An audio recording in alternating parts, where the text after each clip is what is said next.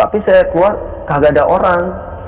Nah, saya cari nggak ada orang, akhirnya saya tutup lagi pintu nih, sama masuk ke dalam lagi nih, tidur lagi nih.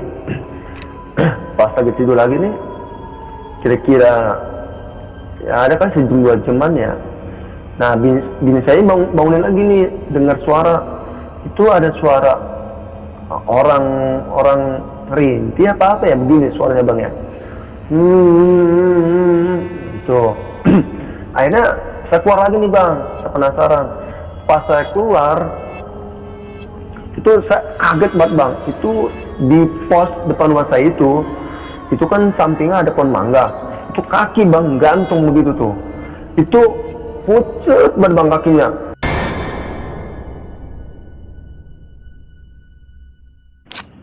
Assalamualaikum warahmatullahi wabarakatuh. Balik lagi di Penatua bareng gue, Ref Diko. Seperti biasa, di samping gue udah ada seorang narasumber. Dan narasumber gue kali ini akan bercerita pengalaman mistisnya diteror oleh sosok tak kasat mata setelah membawa pulang tikar mayit. Mau tahu kelanjutannya? Langsung aja kita sapa narasumbernya. Halo Bang Wahyu. Ya. Kabarnya gimana nih Bang? Alhamdulillah sehat. Sehat Bang ya? Ya. Sebelumnya makasih banyak ya Bang ya udah mau menyempatkan waktu untuk bercerita di sini ya Bang ya. Ya. Oke, kalau boleh tahu ini kejadiannya tahun berapa nih Bang? Kejadiannya sekitar tahun 2015. 2015. Iya. Oke, ditahan dulu ya Bang ya sebelum cerita ya. Ya. Oke, sebelum kita masuk ke ceritanya, lagi-lagi gue mau ngingetin kalian untuk dukung terus channel ini dengan cara subscribe, like, comment, dan share sebanyak-banyaknya. Dan jangan lupa juga dinyalakan lonceng notifikasinya agar kalian tidak ketinggalan video-video terbaru dari Penatua. Yuk, nggak usah berlama-lama lagi, langsung kita masuk aja ke ceritanya.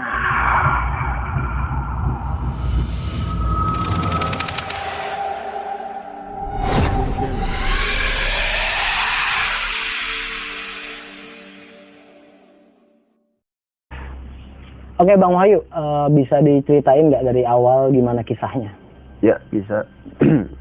Begini bang. Waktu itu orang tua saya datang ke rumah saya.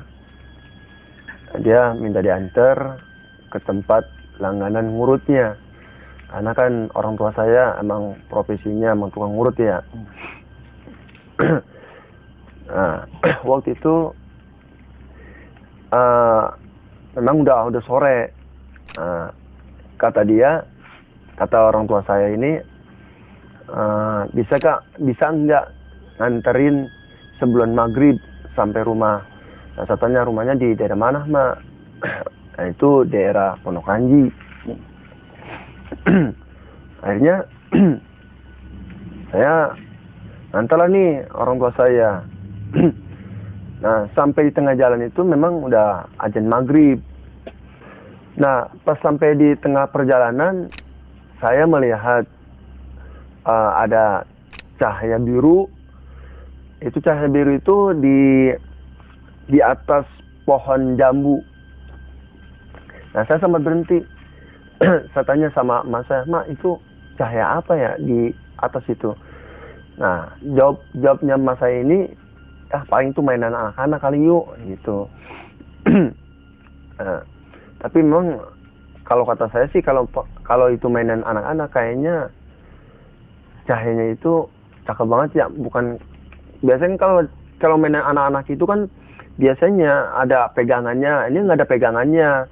Jadi dia bundar, cahayanya itu birunya Nyebar. Iya gitu, nebar gitu ya. Akhirnya karena berhubung mas saya juga buru-buru nih, karena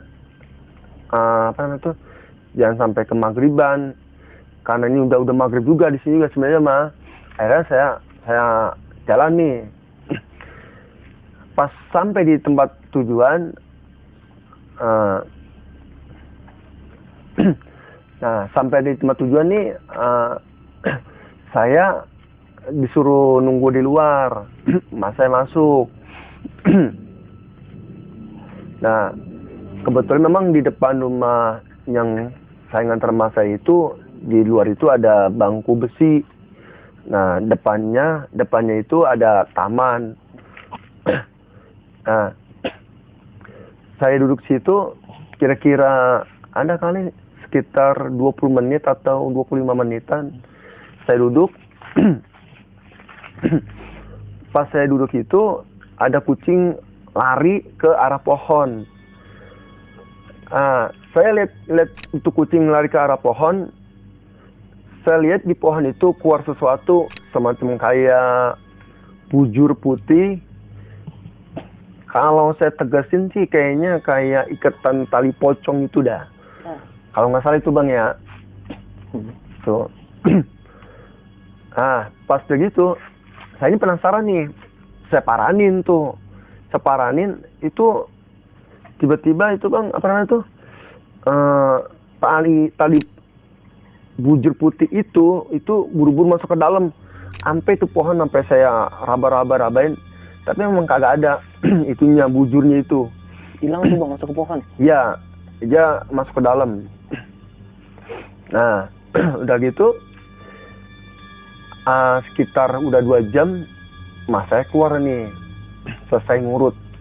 Nah, saya cerita sama mas saya, Mak, tadi saya lihat di pohon itu tuh, pohon bintaro itu keluar kayak tali-tali pocong itu dah mak, yang ikatan pocong itu.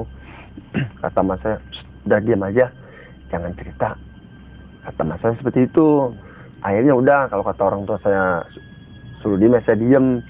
Nah pas pulang, sampai di rumah, kebetulan memang samping rumah saya itu kan RT adik saya tuh.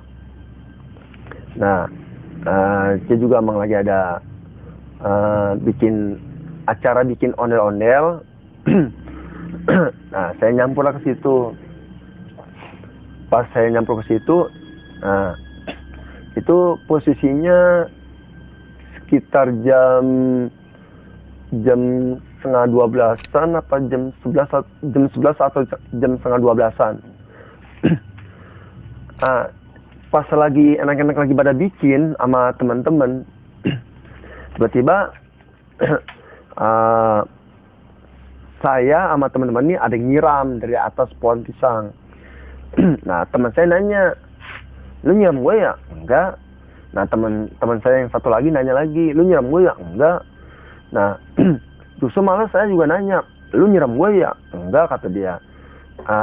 Pas begitu disiram lagi lah nih dari atas. Itu malah lebih banyak lagi, kayak orang kencing gitu, ser gitu. Pas saya lihat, wah ternyata dari pohon pisang. Akhirnya pohon pisang itu saya orak-orak. Saya kira takutnya ada orang di atas, saya orak-orak. Ternyata bukannya orang bang, itu kayak suara burung bak bak bak bak bak, sambil ketawa pindah ke pohon yang besar itu bang. Nah dari situ lah bang tuh kata saya, udah kita bubar aja, karena kita juga udah nggak nyaman bang. Ada teman saya juga emang penakut juga. Dia malah gitu dulu, dia udah pulang duluan. Nah paginya tetangga ada yang meninggal. Nah kita namanya sama tetangga ya bang ya, kita kan mana ya, ikutlah bantuin bang ya. Dia sampai ke makam. Nah pas saya ngikut ke makam, pas sudah selesai dimakamin, nah saya ngomong lah nih sama tukang gali kubur, bang, ngomong-ngomong saya minta tikernya boleh nggak bang? Nah tukang gali kubur itu nanya sama saya, buat apaan bang?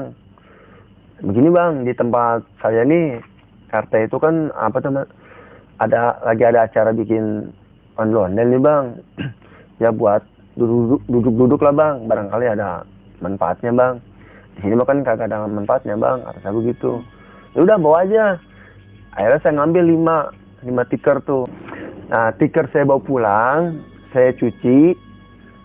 Karena tiker itu kan kotor bang, ada bekas tanah-tanah merah itu kan. Saya cuci, saya jemur, udah kering, saya taruhlah nih di pos RT depan rumah saya. Nah pas malamnya nih sekitar jam 1 atau jam 2-an, bini saya bangunin saya, bang bangun, ada apa? Itu ada tamu tuh di luar tuh ada yang ngetok-ngetok pintu. Nah, saya ini ngomong sama bini saya, mana ada sih Neng jam 1 atau jam 2-an tamu datang kemari, datang ke rumah gitu. Tapi saya mikir lagi, oh, ya juga ya. Ada teman saya satu, dia kalau namu tuh nggak tahu urus ya. Mau jam berapa aja, pagi juga kadang-kadang mau jam 4, jam 5 subuh. Kalau datang aja bang, kalau dia mah. Akhirnya saya keluar tuh bang. Pas saya buka pintu memang keadaan lagi gerimis-gerimis gitu bang ya. Gerimis, ada angin-angin juga. Nah, tapi saya keluar kagak ada orang. Nah, saya cari nggak ada orang, akhirnya saya tutup lagi pintu nih, saya masuk ke dalam lagi nih, tidur lagi nih. Pas lagi tidur lagi nih, kira-kira ya ada kan sejam 2 jaman ya. Nah, bini saya bangunin lagi nih, dengar suara. Itu ada suara orang rintih apa ya begini suaranya bang ya. Itu. Akhirnya saya keluar lagi nih bang, saya penasaran. Pas saya keluar, itu saya kaget banget bang. Itu di pos depan rumah saya itu kan sampingnya ada pohon mangga. Itu kaki bang, gantung begitu tuh. Itu pucet banget bang kakinya. Itu kayak orang yang habis merendam di di air tuh bang. Saking lamanya berendam di air tuh begitu kakinya pucetnya begitu tuh. Nah itu kuntilanak bang. Hah? Kuntilanak ya? Iya itu kuntilanak. Saya mau ngomong nggak bisa, mau masuk ke dalam nggak bisa. Akhirnya tuh bini ngeplak, narik saya tuh, baru saya bisa masuk ke dalam. Besok paginya RT negur saya nih, yuk bisa nggak tuh tikar yang di pos lu pindahin? Ya kita namanya disuruh pindahin, saya pindahin nih bang. Itu saya pindahin ke jemuran samping rumah saya. Nah pas saya pindahin, malamnya kira-kira jam 11-an itu saya dengar lagi nih bang ya sama bini saya suara nangis lagi.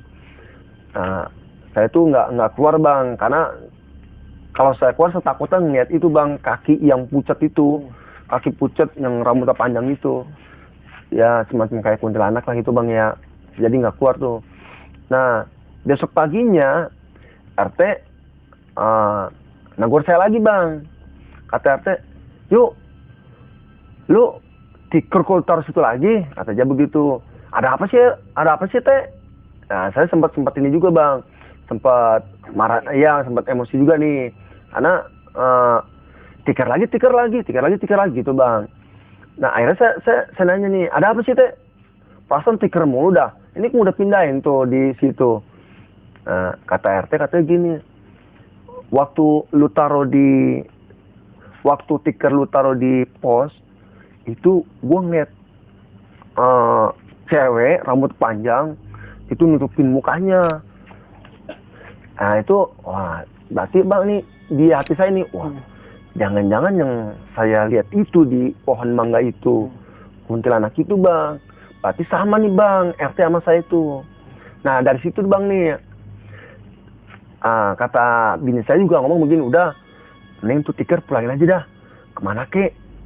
Akhirnya saya gini bang, daripada saya buang ke kebun apa kemana, saya juga nggak mau tuh bang ya. Tikar saya lempar ke masjid, saya kasih ke marbot. Nah pas saya kasih ke marbot, dapat beberapa hari marbot datang ke rumah saya bang. Dia nanya, yuk itu ngomong lu tikar ngambil dari mana? Ya karena marbot nanya saya tikar dapat dari mana, saya bilangin lah saya ngambil dari makam. Nah dari situ bang dia cerita, waduh yuk, nah ini gua semenjak naruh tikar di masjid, emang gua kebetulan gua tinggal dekat masjid juga, lah gua dengar suara orang nangis mulu yuk. Berarti bukan saya doang nih bang, bukan saya, bukan PRT, berarti juga marbot juga kayaknya dengar suara nangis juga bang. Akhirnya karena ini gitu juga bang, saking takutnya nih, akhirnya saya sama marbot minta diantarin ke makam. Akhirnya tikar saya bawa ke makam. saya anterin lagi ke makam. Udah kelar dah, saya udah nggak diganggu lagi dah sama makhluk halus lagi udah. Nggak ada, maksudnya udah nggak dengar suara nangis, suara rintih, udah nggak dengar lagi bang. Nah itu bang ceritanya seperti itu. Oke Bang Wahyu, gue ada beberapa pertanyaan nih yang masih mengganjal nih. Pertama untuk yang si tali pocong ini bang. Iya. Nah yang abang lihat nih tali pocong ini nih masuk ke dalam pohon. Abang sempet cari lagi nggak? Itu apa dia ketiup angin atau hilang kemana gitu? Oh gini bang, waktu saya kan itu pas dia keluar itu ya, itu sempat saya paranin. Berhubung saya udah deket, dia kayak tahu gitu bang, dia masuk ke dalam. Itu saya cari-cari, saya raba-raba, itu bener-bener masuk ke dalam. Nggak ada bolong-bolong, gue nggak ada. Bener-bener masuk ke dalam ya dia? Iya, masuk ke dalam. Oke bang, sama satu lagi nih bang nih, pertanyaan terakhir lah bang ya. Untuk yang tikar, untuk masalah tikernya nih bang. Nah, abang kan sempat ngembaliin tiker ke pemakaman, ke makam. Nah, respon dari penjaga makamnya seperti apa bang? Ya, gini bang, waktu saya sama Marbot nih ke makam nih, itu saya anterin, saya nemuin sama abang tukang gali kubur itu ya. Saya bilang begini, bang, iya kenapa? Ini tikar saya balik lagi bang. Dia sempat nanya bang, ya kenapa sih dibalikin gitu? Gini bang, itu waktu saya taruh di rumah saya ada suara aneh bang, ada suara nangis. Itu saya juga sempat ngeliat itu juga bang, ngeliat apa tuh, kaki pucet, terus sama palanya tuh nggak ketahuan dah, ketutupan rambut. Ya kuntilanak kali bang ya, kalau kata saya mah kuntilanak gitu bang.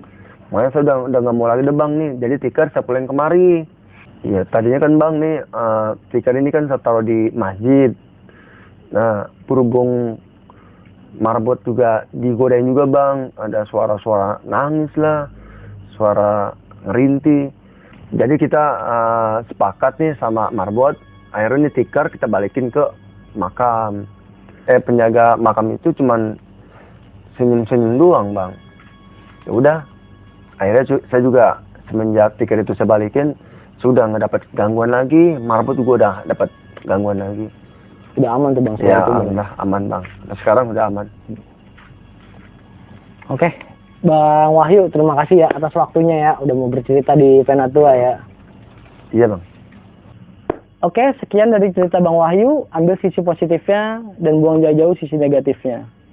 Dan di sini kita mengingatkan, kita hanya sekedar berbagi cerita, bukan untuk menakut-nakuti. Oke, gua Refdikul dari Penatua dan Bang Wahyu pamit undur diri. Wassalamualaikum warahmatullahi wabarakatuh. Bye.